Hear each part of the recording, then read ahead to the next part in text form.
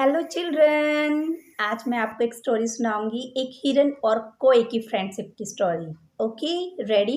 एक बार क्या होता है, एक हिरन और कौवे की बहुत अच्छी फ्रेंडशिप होती है। दोनों बहुत अच्छे फ्रेंड होते हैं। लेकिन क्या होता है कि जो हिरन है वो बहुत खूबसूरत है। सब उसको ये कहते हैं कि इससे सुंदर इस दुनिया में हो ही नहीं सकता कोई चीज़, वो इतना सुंदर था। तो क्या होता है, उस जंगल में एक गीदड़ आता है और गीदड़ हिरन को देखकर कहता है कि ये इतना सुंदर हिरन है, तो इसका मांस कितना मीठा होगा, कितना टेस्टी होगा। मुझे तो इस हिरन का मांस खाना है।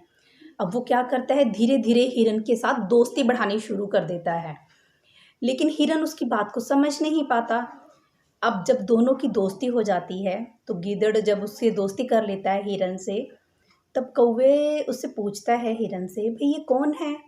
तो वो कहता है कि ये मेरा नया फ्रेंड है गीदड़, और ये मेरे साथ अभी फ्रेंडशिप हुई है।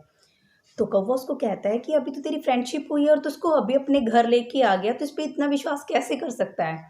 मतलब हमें इतनी जल्दी विश्वास नहीं करना चाहिए, तू कैसे इस पर विश्वास कर रहा है? वो कहता है कि तेरे को तो जेलसी हो गई है। कौन कह रहा है? गिद्दड़ कह रहा है।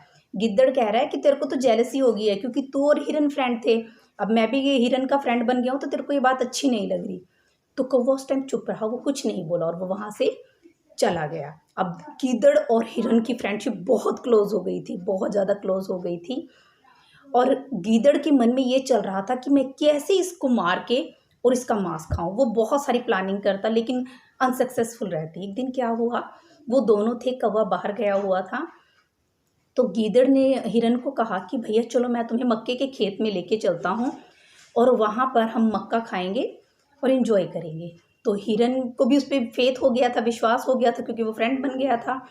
तो वो उसके साथ चल पड़ता है। अब दोनों ने दिल भर के उन्होंने मक्का खाया और वापस आ गए। नेक्स्ट डे फिर, अब हिरन को दिल हुआ कि मैं मक्का खाता हूँ। वो नेक्स्ट डे फिर वहीं पे जाता है, वहाँ पे उस खेत में, मक्के के खेत में गया। तो वहाँ पर जो मक्के के खेत का मालिक है, उसने क्या किया, एक जाल फैलाया हुआ था कि मेरा मक्का कौन खा रहा है, और हिरन उस जाल में फंस गया। अब गीदड़ जब उसके साथ था तो उसने गीदड़ को कहा, भाई मुझे बचा ले। तो गीदड़ ने कहा, भाई मेरा तो मंगलवार है आज, और मंगलवार को मैं तो मांस को टच नहीं करता, तो मैं तो इसको नहीं काट सकता, बाकी कल देखूंगा, मैं कल काट सकता हूँ, कल काट दूंगा। और वो पेड़ के पीछे छिप गया।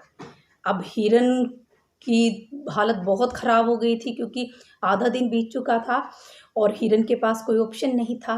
इतने में कौवे को बेचैनी हुई कि सुबह से हिरन निकला हुआ है, अभी तक नहीं आया, हिरन कहाँ गया है, मैं उसको ढूंढ के आता हूँ। तो कौवा निकलता है और देखता है, चारों तरफ घूमता है, तो वो देखता है कि एक खेत, मक्के के खेत में हिरन नीचे लेटा हुआ है, पड़ा हुआ है जाल में बंद।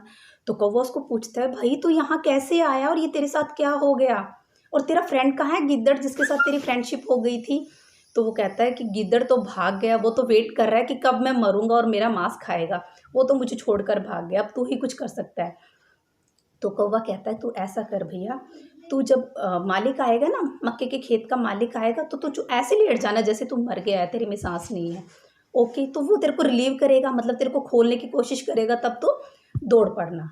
ओके, हिरन ऐसे ही लेट गया, चुपचाप लेट गया, बिल्कुल शांत। मालिक आया, उसने देखा कि हिरन तो मर गया है, उसने उसके जाल को काटने की कोशिश की, और जैसे ही उसने जाल काटा, हिरन वहां से दौड़ पड़ा और हिरन दौड़ के भाग लिया। अब जो मालिक था उसने डंडा उठाया उसको मारने के लिए कि ये क्यों भाग रहा है।